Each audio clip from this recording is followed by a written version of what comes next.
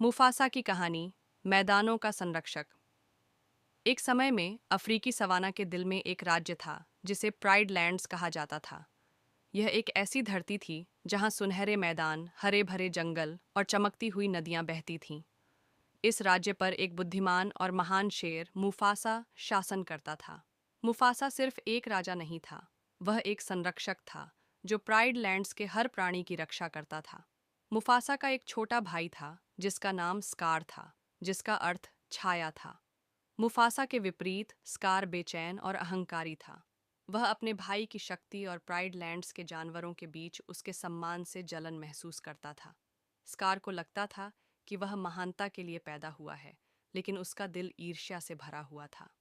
एक दिन स्कार ने मुफासा को प्राइड रॉक की चोटी पर बुलाया, जहां दोनों भाई अक्सर अपने राज्य पर नजर रखते थे। भाई, स्कार ने कहा, तुम अकेले क्यों शासन करते हो? प्राइड लैंड्स विशाल हैं और जिम्मेदारी बहुत बड़ी है। मुझे भी तुम्हारे बराबर खड़े होने दो। मुफासा, जो हमेशा बुद्धिमान था, अपने भाई के दिल की बेचैनी को महसूस कर गया। स्कार, उसने जवाब दिया, एक राजा अकेले शासन नहीं करता। वह अतीत की बुद्धिमत्ता और भविष्य की आशा के साथ शासन करता है।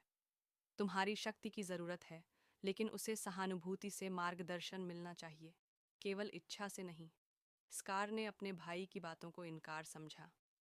उसी रात अंधेरे में उसने एक समूह के साथ मिलकर एक साजिश तैयार की। उसने प्राइड लैंड्स के एक रहस्यमय और खतरनाक क्षेत्र, निषिद्ध जंगल में शरण ली, जहां उसने अपनी सेना तैयार करना शुरू किया। जब मुफासा को अपने भाई की योजनाओं का पता चला, तो उसे बहुत दुख हुआ।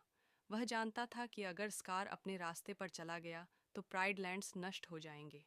मुफासा ने अपने वफादार दोस्त राफिकी, एक लाल बीगल, और झाजू, एक पक्षी, को अपने साथ लिया और स्कार को रोकने के लिए निषिद्ध जंगल की ओर रवाना हुआ। निषिद्ध जंगल में मुफासा ने स्कार को समझाने की कोशिश की। भाई, हमारी शक्ति हमारे एकता में है।